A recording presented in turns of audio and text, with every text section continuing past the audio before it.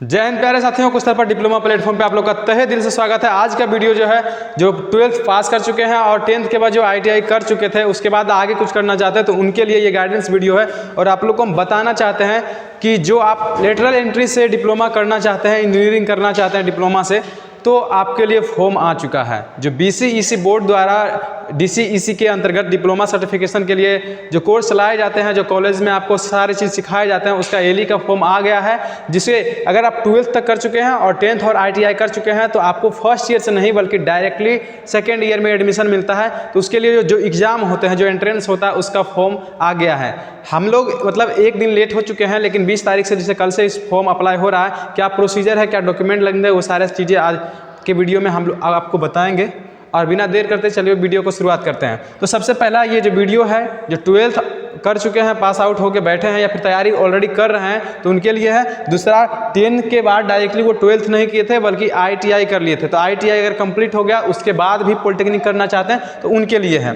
ठीक है, बाकी बात सारी चीज़ें प्रोसेस क्या होती है, नहीं होती है, फॉर्म का क्या प्रोसीजर है, ये सारे चीज़ को आज के इस वीडियो में हम लोग डिस्कस करने वाले हैं। सिंपली चीज़ जो है, ये सारे नोटिफिकेशन है उसको मैंने पीछे लगाया, लेकिन जो भी इन्फॉर्मेशन है वो हम आपको यहाँ पे बताते हैं खुद से। ठीक है, सबसे पहली चीज़, ये सारी चीज़ें पढ़ने की आवश्यकता नहीं होनी चाहिए। ये बस क्राइटेरिया बताई गई है कि 10th plus ITI and 12th वालों के लिए ये है। बाकी बात जो 10th से डायरेक्टली देना चाहते हैं उनके लिए PE वाला फॉर्म अभी नहीं आया है। जब उसका फॉर्म आएगा तो हम उसका भी नोटिस आप लोगों के पास लेकर चले आएंगे। तो सबसे पहले बात करते हैं ये प्रोसीजर की।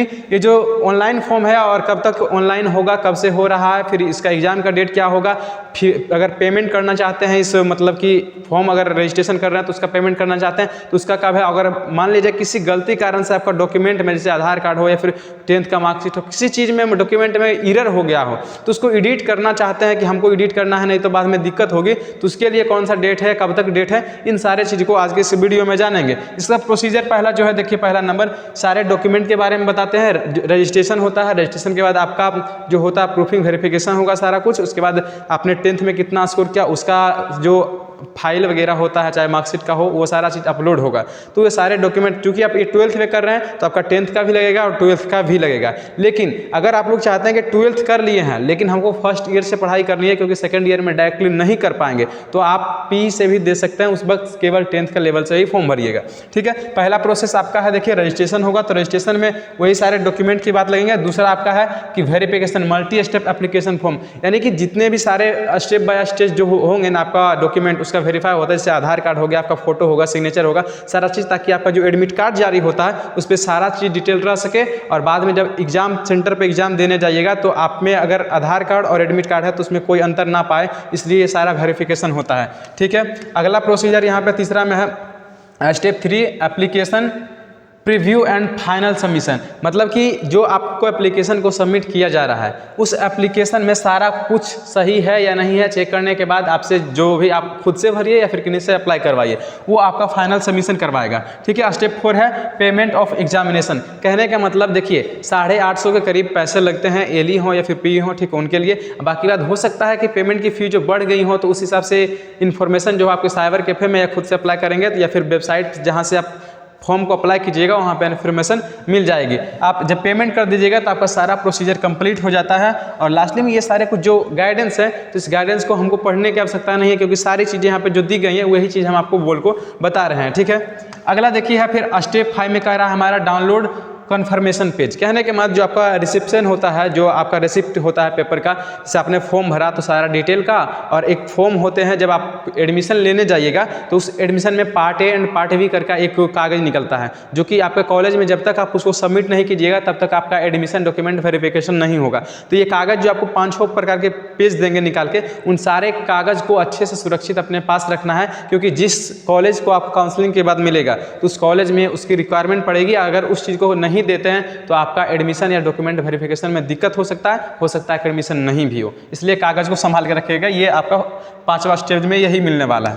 ठीक है, बाकी बात ऑल इंपॉर्टेंट डेट क्या है इस एग्जाम से संबंधित, जैसे कि एप्लीकेशन कब से कब तक होंगे और कब अंत है, फिर एडिट कब कर सकते हैं, पेमेंट का लास्ट क्या है। तो सबसे पहला देखिए स्टार्टिंग का जो है 20/3/2025, यानी कि 20 मार्च से हो रहा है, यानी एक दिन बीत चुका है, कल से हो रहा है। कल ही वीडियो आपको देने वाले थे पर किसी कारण से डिले हो गया।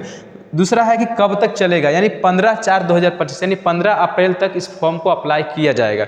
ठीक है। तीसरा है 16/4/2025 तक, यानी कि रात तक का क्या कर रहा है, तो ये पेमेंट वाला है। ठीक है। थोड़ा सा ये जो देख सकते हैं, क्योंकि स्क्रीनशॉट लेने से होता है क्या है ना कि डॉक्यूमेंट में थोड़ी धुंधलापन आ जाती है। ठीक है। तो ये आपका जो पेमेंट का होता है वो पेमेंट आपका कितना तक होगा, 15 तक आपका फॉर्म भराएगा, 16 तक पेमेंट कर सकते हैं। बाकी बात जो अगर कुछ गलतियां हुई उसको एडिट करना चाहते हैं तो 18 तारीख से लेके 19 तारीख के बीच में, यानी 2 दिन मिलेंगे। जस्ट 16 को पेमेंट क्लोज होगा और 18 से लेके 19 तक आप एडिट करवा सकते हैं। बाकी बात 30/4/2025 को क्या आपका एडमिट कार्ड जारी कर दिया जाएगा, यानी 30 अप्रैल को आपके पास एडमिट कार्ड आपके हाथ में होंगे। आपको पता चल जाएगा कि एग्जाम किस तारीख को है, कितना बजे है, कौन सा सेंटर मिला है। तो खैर एग्जाम का डेट तो आपको यहाँ ही शो कर दिया जाता है किस दिन एग्जाम हो जाएगा।